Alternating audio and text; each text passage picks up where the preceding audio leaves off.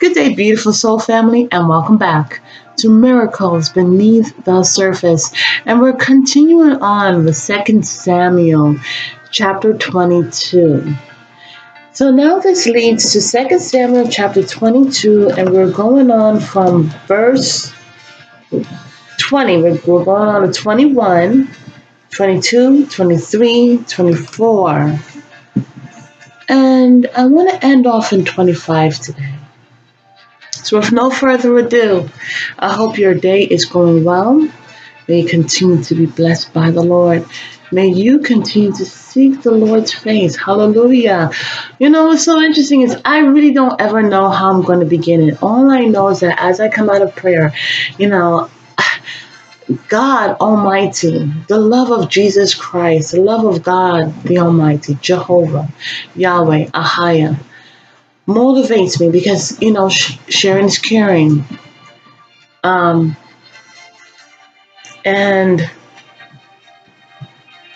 so I'm in agreement with the Holy Spirit. And what came to mind is that there are people who are, and who will continue to say, I'm seeking, but I cannot find. And that's the whole thing about the journey. Okay? The journey is about seeking after the Lord, going into the Bible, digging into truth. Hallelujah. What's so interesting is as you continue to seek after the face of God, you will find it. And that's brought out in Revelation. And, but anyways, may this message empower you, motivate you. What comes to mind, and thank you, God Almighty, because I know it's coming from you. It's about falling in love again. Falling in love again. When I think about falling in love again, you can dice it however you want it. You can receive it in your life however you want it. Falling in love again is like going through a wilderness. Where it's dry and barren. And you've had no water, no nourishment, no lotion, no oil in the wilderness. And you forget how it feels to even drink a sip of water. And that falling in love again is tasting how sweet it is. It's not about anything else, but about that water. And then getting nourished. You see, after going through the wilderness and not having a good amount of food or not having nothing to drink or whatever, it's what God is showing me is a person who is walking in the desert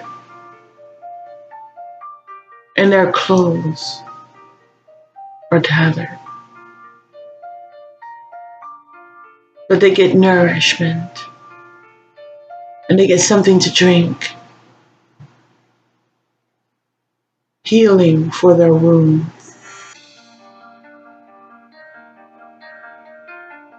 And so what God is showing me is a perspective of what's going on spiritually. And the nourishment is the Word of God.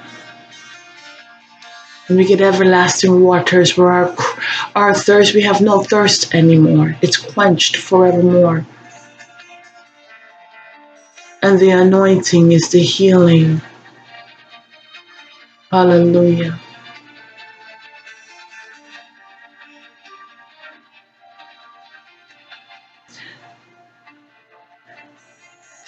Is falling in love again.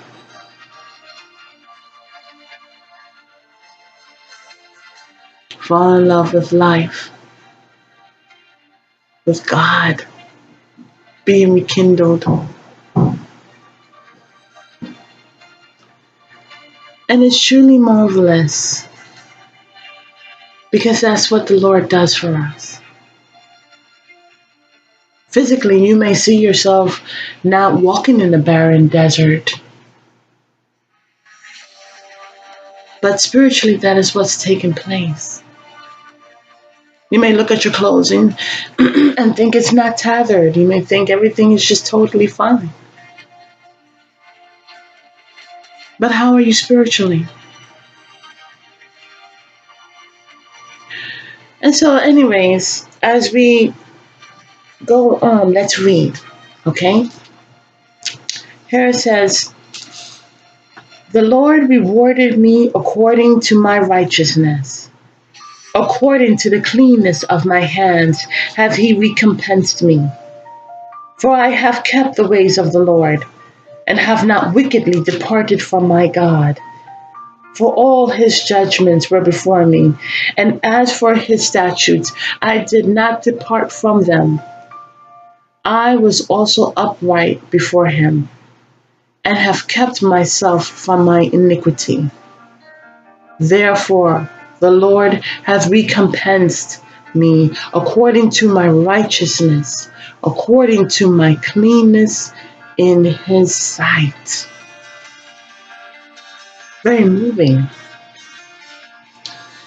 As we read it, what are your thoughts on these scriptures? Put it in the comment box. I would like to know. Okay? Here in verse 21 says, "The Lord rewarded me according to my righteousness." Notice it didn't say according to goodness, according to the sight of man. All of this is in reference to the sight of God. How does God see us? Hey, as brought out earlier, the person in the wilderness who needs nourishment and thirst, who has thirst, whose wounds need ointment. Oh, goodness. Wandering aimlessly. How does God see us?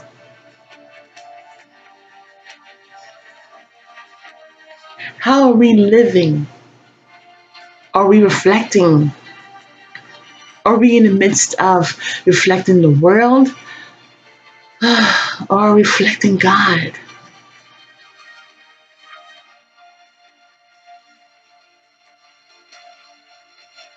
It says, according to my righteousness.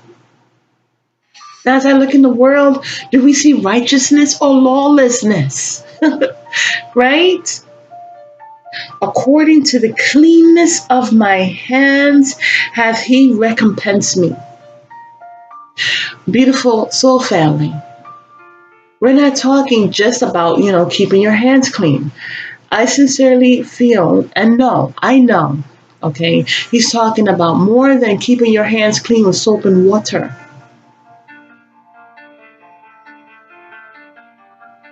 Scriptures is talking about keeping our hands clean spiritually.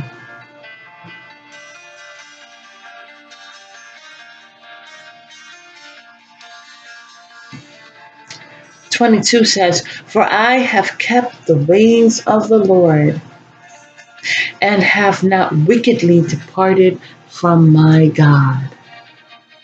As I was reading that the first time, God was showing me how there are so many people who are so dedicated to their idols, and yet their idols didn't create them.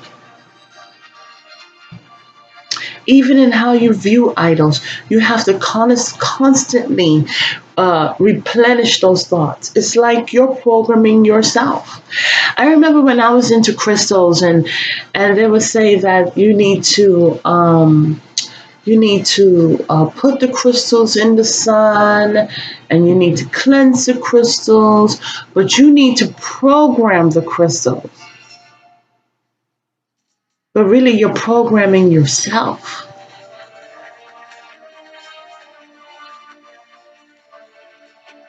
on how you view the crystals. You can pick up a rock and empower the rock by the means of your thoughts. But the perceptions of somebody else is still a rock.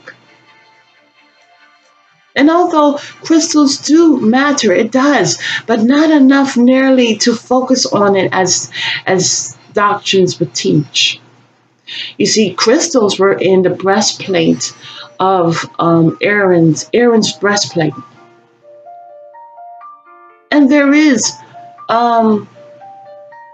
some type of importance to it, but not nearly as the world would view it. You see, the thing about it is that there's absolutely nothing that we need to hold on to save us. Nothing physical, but it is spiritual. When we cry out to the Lord and hold on to the Lord, cling to the Lord, that is when the devil flees. Not crystals. But anyway, so for here it says, for I have kept the ways of the Lord. Cling to the ways of the Lord. Hold on to the ways of the Lord. And not depart from my God. For all his judgments were before me, and as for his statutes, I did not depart from them.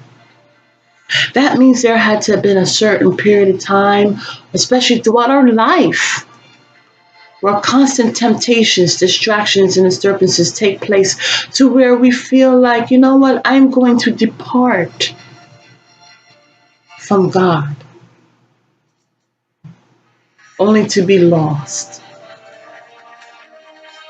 And David went through these things. It's a contrast. David went through times of woe, he said the strong man put fear. He was afraid. But he cried out for the Lord. He continued.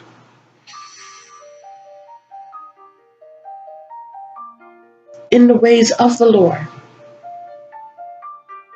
He did not depart from God the Almighty.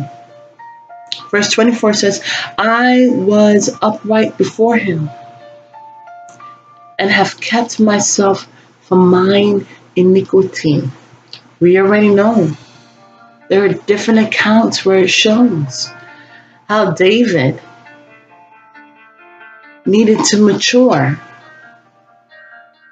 You see, I think David is such a wonderful account to glean from, because he struggled with a lot of things.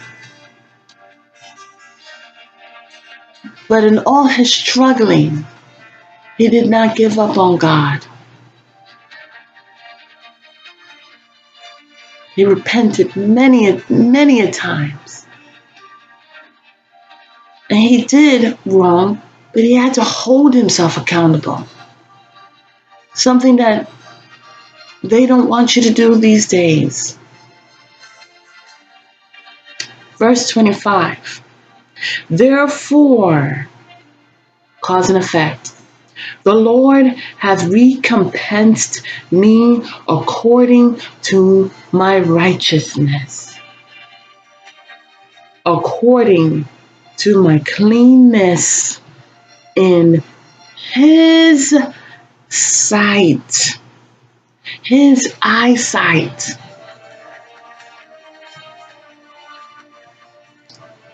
Not according to the world, not according to friends and family, but according to the eyesight of our Heavenly Father.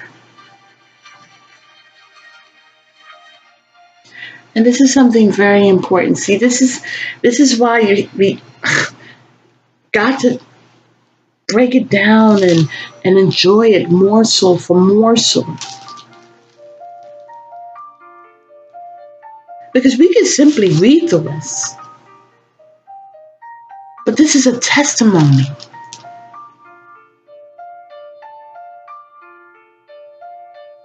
And I'm sure this testimony, we find ourselves in this. There's value. There's insight. There's encouragement, motivation. There's truth. And so, beautiful soul family, as I've read through this, you can read through it again. Meditate upon it. Glean of it. And be nourished. And quench your thirst. And move forward with healing. Because that's the importance of testimony. Because even though David was in dread and he feared, he cried out for the Lord and was saved. Have a beautiful and wonderful day. God bless.